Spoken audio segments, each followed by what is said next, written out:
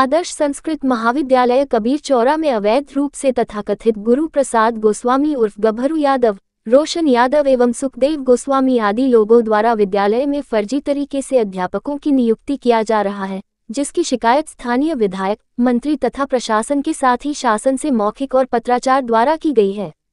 आज प्रेस वार्ता के माध्यम से हम प्रशासन से मांग करते हैं कि विद्यालय पर अवैध रूप से काबिल लोगों के ऊपर सख्त कानूनी कार्रवाई कर अपनी देखरेख में पुरानी चुनाव प्रणाली व्यवस्था के जरिए चुनाव कराकर न्याय किया जाए। अगर प्रशासन इस पर कार्रवाई नहीं करती है तो सभी संतजन मजबूरन आमरण अनशन करने को बाध्य होंगे, जिसकी सारी जिम्मेदारी शासन प्रशासन की होगी।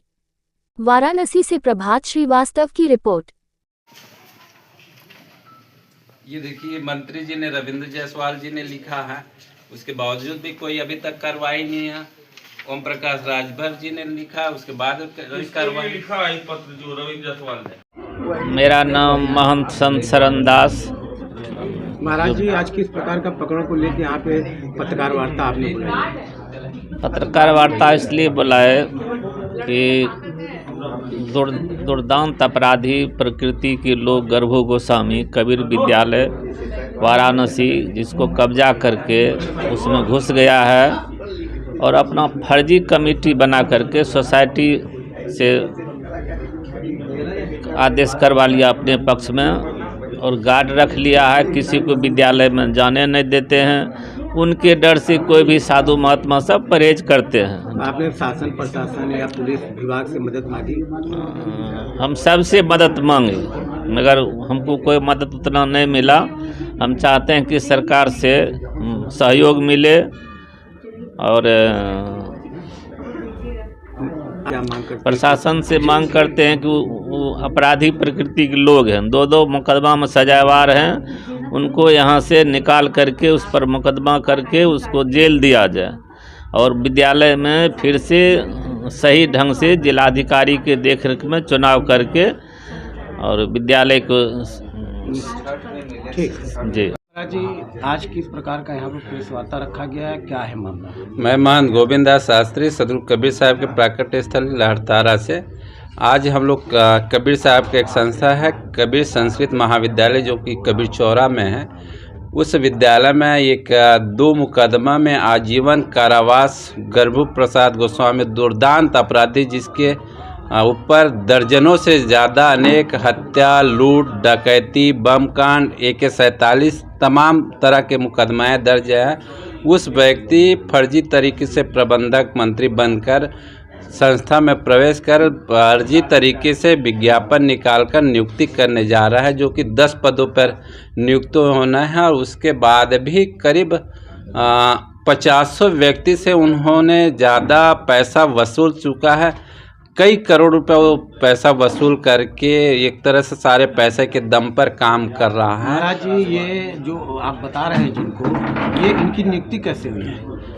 ये फर्जी तरीके से उन्होंने कागज प्रस्तुत करके, क्योंकि ज़्यादातर संस्था के सदस्य बिहार में रहते हैं, जो उस समय राममिलन गोस्वामी मंत्री प्रबंधक थे, उन्होंने को अचानक पैरालिसिस हुआ, उसके बिहार में इन्होंने कब्जा कर लिया और फर्जी कुट रचित दस्तावेजों के द्वारा। तो यहाँ जो पुराने जो ट्रस्ट थे, उनके लोगों ने उसका विरोध नहीं उनके लोगों ने विरोध किया। हमारे पास उसके संस्था के कोषाध्यक्ष जी, हमारे पूर्व अध्यक्ष जी, जो अभी वो एक तरह से अध्यक्ष है, तो वही 20 साल से वही अध्यक्ष है, उनके द्वारा विरोध किया गया। लेकिन उसके बात को स्वीकार नहीं करके फर्जी जिन्होंने वो कुटरचित दस्तावेज किया, हमने उस समय प्रशासन के निगरानी में चुनाव कराया, जिलाधिकारी के द्वारा नामित मजिस्ट्रेट के द्वारा, उसको सही नहीं करके जो फर्जी 2 दिन पहले उन्होंने चुनाव दिखाया उसको सही मान लिया। इसको लेके, इस प्रकरण को लेके आपने विधिक कार्रवाई के रूप में क्या की?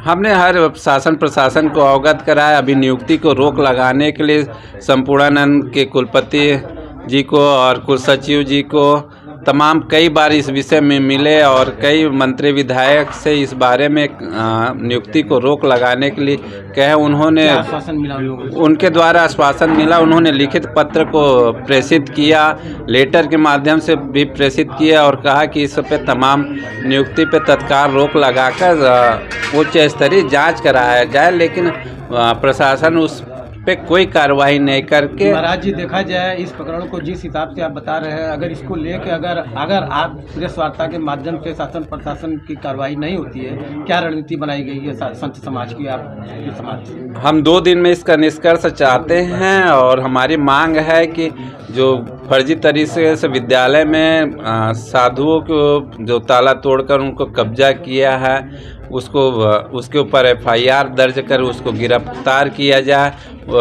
विद्यालय जो नियुक्ति चल रहा है उस पर तत्काल रोक लगाए। तीसरी जो निर्विवाद कमेटी था 2014 में जो है 3 साल से के लिए चुना गया था, उसके आधार पे चुनाव कराकर अपने मजिस्ट्रेट अपने निगरानी कराएं। हम नहीं चाहते हैं, हम यदि सही होते तो हम क्यों मजिस्ट्रेट की मांग करके या लोगों का अवगत कराते। इस मामले को लेकर क्या मुख्यमंत्री जी से भी आप मिले? मुख्यमंत्री जी को सभी को हमने लेटर के माध्यम से वो किया, अवगत करा दिया गया। राज्यपाल से लेकर प्रधानमंत्री कार्यालय, संसदीय कार्यालय से कई बार इस विषय में अवगत कराया, लेकिन अभी तक कोई कार्रवाई नहीं हुआ है। माननीय हमारे प्रदेश के स्टाफ मंत्री रविंद्र जी जायसवाल जी, हमारे सौरभ श्रीवास्तव जी, नीलकंठ तिवारी, सभी जी को हमने अवगत कराया, लेकिन अभी इस विषय में अभी कोई कार्रवाई नहीं हुआ है।